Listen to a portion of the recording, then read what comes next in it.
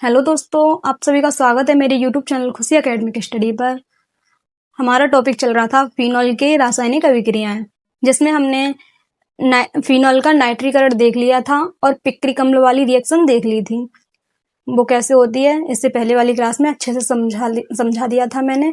आज की क्लास में हम देखेंगे हैलोजनीकरण, फिनॉल का हैलोजनीकरण।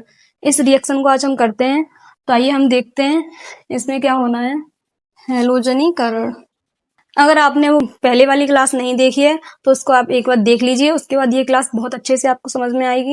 तो सबसे पहले हम लेंगे फिनॉल। देखो, मैं रिएक्शन के साथ साथ आपको करने का तरीका भी बता दे रही हूँ, यहाँ से आपको याद रहेगा। सबसे पहले आपको क्या करना है, 3 फिनॉल बना लेनी है। ऐसे नाइट्रीकरण वाले अभिक्रिया में भी कर सकते हैं। 3 फिनॉल बना लीजिए। बेंजीन के ऊपर यदि हम OH लगा देते हैं तो ये हमारी बन जाती है फिनॉल। प्लस लगाओ और एक फिनॉल और बनानी है हमें। हैलोजनीकरण करा रहे हैं हम, तो हैलोजनीकरण में क्या होता है, हम क्लोरीन, ब्रोमीन, फ्लोरीन, आयोडीन, इन हैलोजन तत्वों से अभिक्रिया करा सकते हैं। तो हम करा रहे हैं ब्रोमीन से, Br2 ब्रोमीन ली हमने। लेकिन यहाँ पे एक याद रखने वाली चीज क्या है कि हमें CS2 सीजियम में ब्रोमीन लेनी होती है। क्या करना है, सीजियम में ब्रोमीन लेनी होती है। और यहाँ हमें ताप की आवश्यकता भी होती है, टेम्परेचर की। तो हमें यहाँ टेम्परेचर लेना है 273 केल्विन ताप। 273 केल्विन ताप लेंगे। अब यहाँ देखो, Br2 से हमें Br मिलता है, तो हमें इस Br का क्या करना है, एक बार Br को ऑर्थो पे लगा देनी है, एक बार Br को पैरा पे लगा देना है। तो ऑर्थो पे एक बार हमने Br लगा दिया और एक बार हमने Br पैरा पे लगा दिया। तो ये हमारी अभिक्रिया हो गई। अब यहाँ पे देखो, ये फिनॉल है, इधर हमने एक बार Br को ऑर्थो पे लगाया, एक बार पैरा पे लगाया।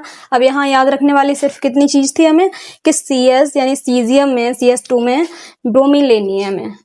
जो हैलोजन है, हैलोजनीकरण करा रहे हैं, हैलोजन यौगिक तत्व को हमें सीजियम में लेना है और इसके लिए हमें टेम्परेचर की भी आवश्यकता होती है। तो 273 केल्विन ताप लेना है। मैंने आपको बताया Br2 से हमें Br प्राप्त होगा, यदि हमने Cl2 लिया होता तो Cl2 से हमें Cl प्राप्त होता। और यहाँ पे हमने क्या किया, एक बार Br को ऑर्थो पे लगाया और एक बार Br को पैरा पे लगाया। अगर आपने इससे ऑर्थो और पैरा नहीं समझ में आ रहा है तो मैंने एक वीडियो बनाई है, वहां ऑर्थो और पैरा क्या होते हैं अच्छे से समझाया है। लिंक में डिस्क्रिप्शन बॉक्स में डाल दूंगी, वहां से आप देख सकते हैं।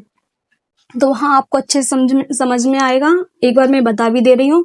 जो इसका हम अंकन करेंगे, 1 2 3 4 5 6, तो जो 2 नंबर और 6 नंबर पे आ रहा है वो हमारे ऑर्थो होते हैं।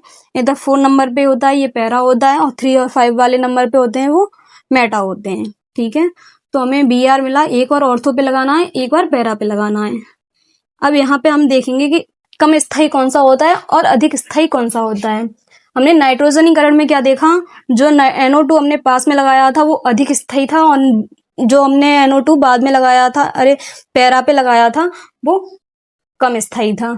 और यहाँ पे उल्टा होता है कि Br जितना पास है वही कम स्थायी होगा।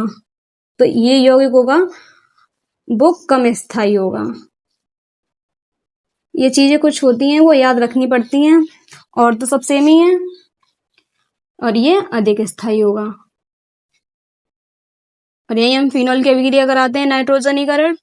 उसमें जो ऑर्थो वाला होता है वो अधिक स्थायी होता है और पैरा कम स्थायी होता है। ये लगा हमारा ऑर्थो पे और ये पैरा पे। ठीक है, तो ये हमारी हैलोजनीकरण की अभिक्रिया कंप्लीट हो गई। आई होप आप सभी को ये अभिक्रिया समझ में आई होगी। तो मिलते हैं एक नई क्लास में, तब तक के लिए धन्यवाद।